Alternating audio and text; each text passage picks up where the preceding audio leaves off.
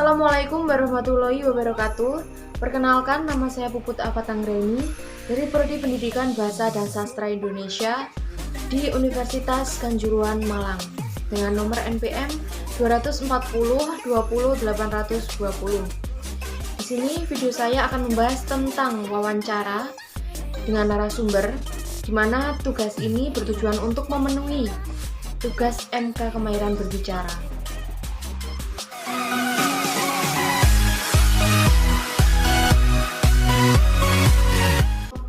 Seperti yang kita ketahui, bahwa pandemi COVID-19 sudah sangat berbahaya bagi kesehatan masyarakat, dan dapat kita dengar bahwa banyak sekali korban yang kehilangan nyawanya akibat virus ini.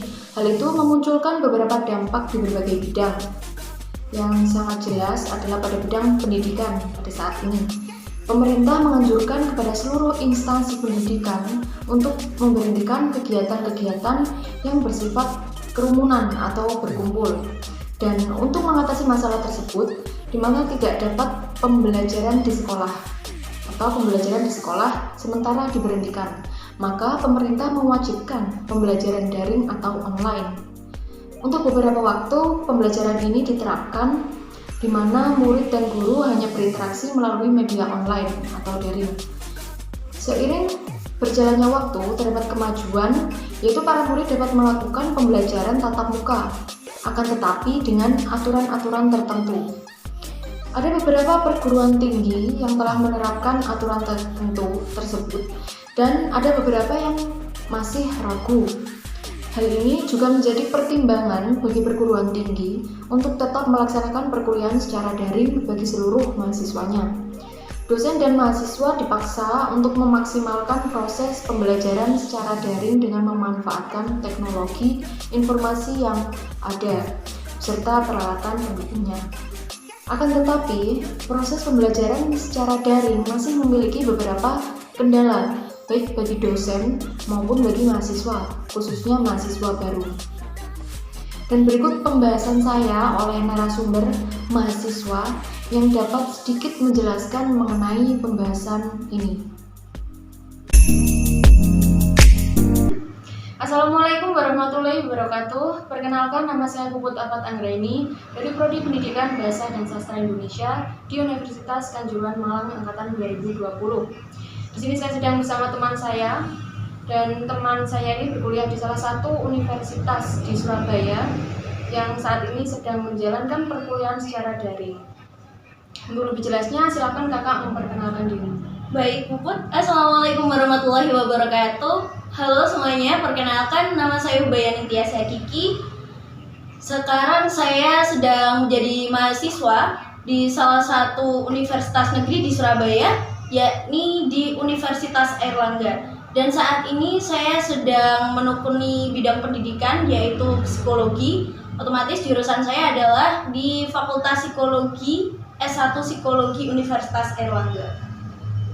Baik, terima kasih Kak atas perkenalannya. Boleh gak sih kita berbincang-bincang sedikit tentang pembelajaran daring? Menurut kakak apa sih pembelajaran daring itu? Boleh sekali ya, Put. Jadi menurut saya sebagai mahasiswa, pembelajaran daring atau lebih kita kenal dengan pembelajaran online atau istilahnya sekarang PJJ atau pembelajaran jarak jauh, yaitu merupakan pembelajaran yang dilakukan oleh mahasiswa atau siswa dengan secara online. Jadi mereka menggunakan perangkat elektronik yang disambungkan dengan internet. Akhirnya mereka melakukan pembelajaran melalui via internet. Seperti itu. Bagaimana cara pembelajaran kakak di era yang serba online seperti saat ini? Oke, mungkin menurut saya tidak asing lagi ya untuk kalian atau untuk Bapak Ibu dosen yang sudah terbiasa dengan beberapa aplikasi ataupun website yang biasa kita kunjungi, seperti halnya Google Meet, Zoom, ataupun beberapa website yang akhirnya bisa menghubungkan kita untuk berkomunikasi secara online. Nah, di sini biasanya seperti Zoom atau Google Meet itu memiliki fungsi yang sangat kompleks. Jadi bukan hanya digunakan sebagai aplikasi atau website yang difungsikan untuk pembelajaran, akan tetapi bisa juga digunakan untuk diskusi, rapat ataupun untuk melakukan share screen seperti itu. Baik. Nah, untuk pembelajaran daring ini kan pasti terdapat kendala-kendala gitu ya, yang nggak terduga gitu. Kendala apa yang kakak alami saat pembelajaran daring ini? Wah, kalau waktu pembelajaran daring yang paling sering dialami itu biasanya adalah kendala sinyal, kemudian perangkat elektronik yang sudah usang atau tidak mendukung, kemudian juga masalah listrik ya, karena mungkin sering padam atau bagaimana, seperti itu. Baik, untuk pembelajaran daring ini kan dosen pasti menjelaskan secara daring juga. Iya. Dan apakah materi yang dijelaskan oleh dosen itu dapat dipahami dengan mudah? Menurut saya sejauh ini selama saya berkuliah di Fakultas Psikologi kurang lebih sudah 2 semester ini, yang saya rasakan pembelajaran secara daring ini, apalagi materi yang disampaikan oleh dosen ini, beberapa memang ada yang sulit untuk dicerna, beberapa lagi ada yang mudah untuk diterima. Sulitnya karena apa? Mungkin karena saya ini tipikal mahasiswa yang belajarnya adalah menggunakan visual, dan saya harus bisa berdiskusi dengan dosen ataupun teman saya. Akhirnya itu menghambat pembelajaran ataupun respon yang saya terima ketika menerima materi. Kemudian kalau keunggulannya, ketika kita diterangkan dengan dosen, lebih mudahnya itu kita lebih fleksibel seperti itu. Kalau biasanya kita offline itu hanya bisa bertanya melalui kelas, kemudian setelah kelas itu usai kita tidak bisa bertanya lebih leluasa. Beda ketika kita menjalankan perkuliahan online, kita bisa bertanya kepada dosen melalui via WhatsApp ataupun email bagaimana terkait dengan materi yang disampaikan oleh dosen tersebut, seperti itu. Baik, apalagi kan dosen memiliki beberapa pribadi yang berbeda-beda. Iya, setuju. Bagaimana interaksi kakak dengan teman-teman kakak di perguruan tinggi pada pertemuan online seperti saat ini? Jujur saya sendiri melakukan interaksi secara offline itu hanya 1 kali di kampus. Kemudian selebihnya selama 2 semester ini saya hanya bisa berinteraksi dengan teman-teman saya ya melalui via online ataupun via daring. Karena jarak mungkin. Ya, karena jarak tersebut. Akhirnya kita sebagai mahasiswa memiliki memiliki semangat yang kuat. Dalam artian perkuliahan offline ini bukan perkuliahan online ini bukan hambatan untuk kita melakukan pembelajaran ataupun diskusi ataupun interaksi. Akhirnya kita bisa menggunakan forum-forum pembelajaran seperti Zoom, Google Meet, ataupun sekarang yang mungkin teman-teman belum tahu ataupun masih asing, itu kita bisa menggunakan aplikasi Backyard atau website Backyard. Di situ kita bisa melakukan komunikasi, interaksi, dan main game di situ. Backyard. Ya, Backyard. Pertemuan baru. Berkaitan dengan jurusan kakak saat ini, bagaimana pandangan psikis mahasiswa di tengah pembelajaran daring yang sedang dilakukan saat ini? Berkaitan dengan psikis mahasiswa saat ini, menurut saya beberapa dari teman-teman yang saya temui itu memiliki 2 kategori ya. Jadi stres itu kan sebenarnya ada 2 kategori. Yang pertama itu stres yang secara negatif, dan yang kedua itu adalah stres secara positif. Nah, teman-teman semuanya mungkin mengira bahwasannya stres itu hanya ada 1. Kalau saya stres ya, saya stres yang negatif, akhirnya dampaknya ya buruk-buruk seperti itu.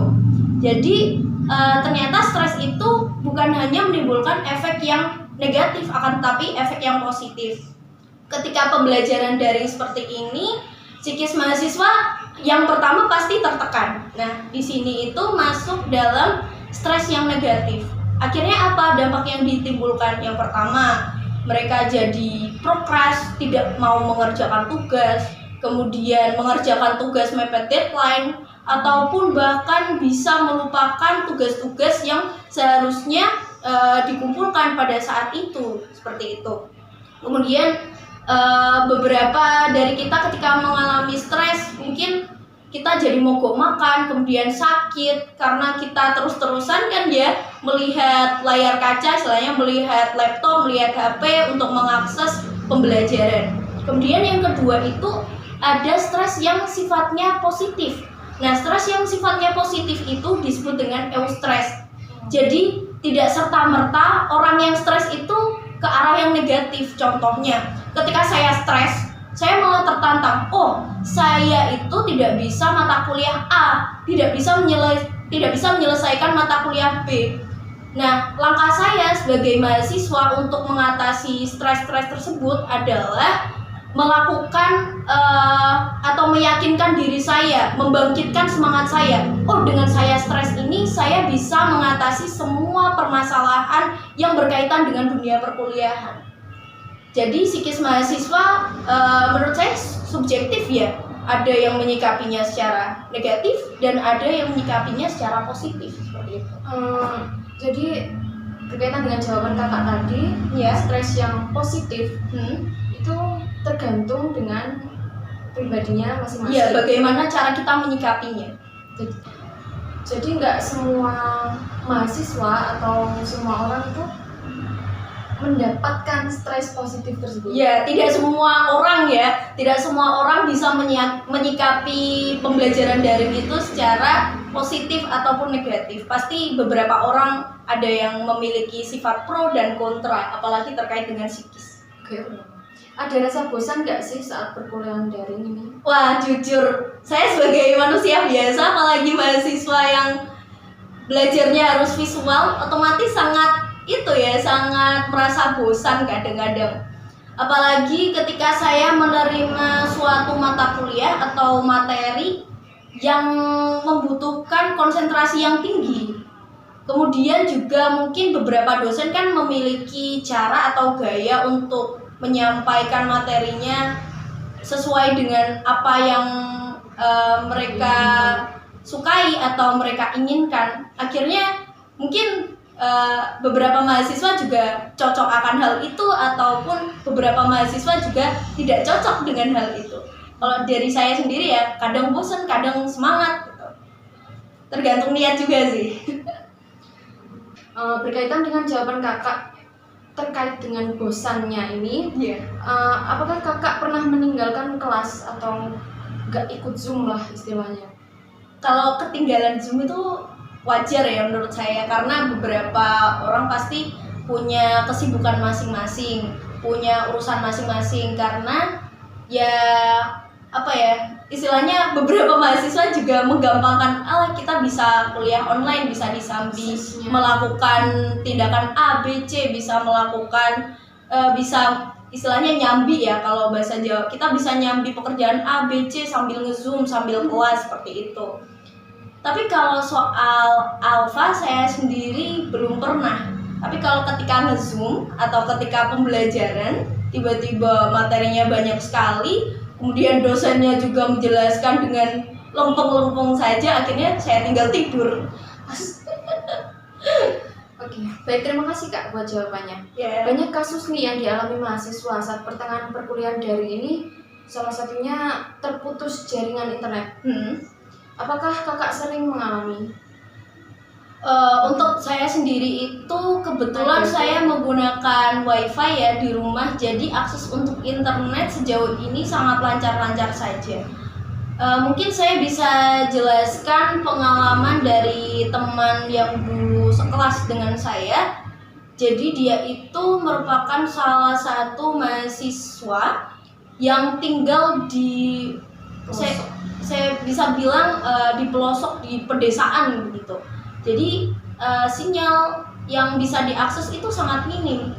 Pada waktu itu belum ada bantuan kuota dari pemerintah. Dia itu juga akhirnya mengalami kendala akibat urusan ekonomi karena tidak bisa membeli paket internet. Ditambah lagi ketika dia sudah membeli paket internet, ternyata malah jaringan atau sinyalnya yang tidak ada. Akhirnya dia mungkin terbengkalai akan tugasnya, kemudian susah dalam mengakses pembelajaran, diskusi dengan teman-teman. Akhirnya dia beberapa waktu yang lalu sempat tertinggal seperti itu. Hal itu mengakibatkan berdampak pada nilainya. Sejauh ini mungkin kalau dari fakultas saya, dari dekan ataupun wakadek itu sudah memaklumi, karena pembelajaran daring ini kan tidak bisa disamaratakan. Istilahnya ada mahasiswa yang memiliki kemampuan ekonomi yang tinggi, kemudian tinggal di daerah yang mumpuni, dan ada juga gitu mahasiswa yang tinggal di pelosok, kemudian kemampuan ekonominya itu masih kurang untuk mengakses pembelajaran online. Baik, berkaitan dengan jawaban kakak tadi, itu merupakan dampak negatif dari pembelajaran daring. Nah, sekarang apa sih dampak positifnya dari pembelajaran daring ini? Dampak positif dari pembelajaran daring itu menurut saya, karena saya waktu SD sampai SMA itu melakukan pembelajaran offline yang awalnya tidak diduga-duga berubah ke online, akhirnya saya harus bisa adaptasi. Jadi dampak positif yang pertama, saya sebagai mahasiswa ataupun sebagai individu akhirnya mudah untuk beradaptasi dengan tantangan yang ada. Kemudian yang kedua itu siap mengambil resiko. Kita itu sebagai manusia pasti menghadapi beberapa masalah ketika kita hidup. Contohnya ya ketika wabah pandemi COVID-19 ini menyebar di seluruh penjuru Indonesia, akhirnya berdampak pada beberapa bidang yang ada dalam kehidupan, termasuk dalam bidang pendidikan. Sebagai mahasiswa sendiri seperti saya, akhirnya saya harus bisa menerima atau menghadapi suatu resiko dan menghadapi suatu tantangan. Kemudian yang ketiga, pembelajaran daring sebenarnya itu ada hikmahnya untuk mahasiswa sendiri. Pertama-tama mungkin waktu SMA kita jarang sekali menggunakan platform ataupun menggunakan beberapa website yang berkaitan dengan modernisasi. Jadi kita itu istilahnya masih ketinggalan zaman dengan negara-negara lain yang sudah menggunakan akses internet.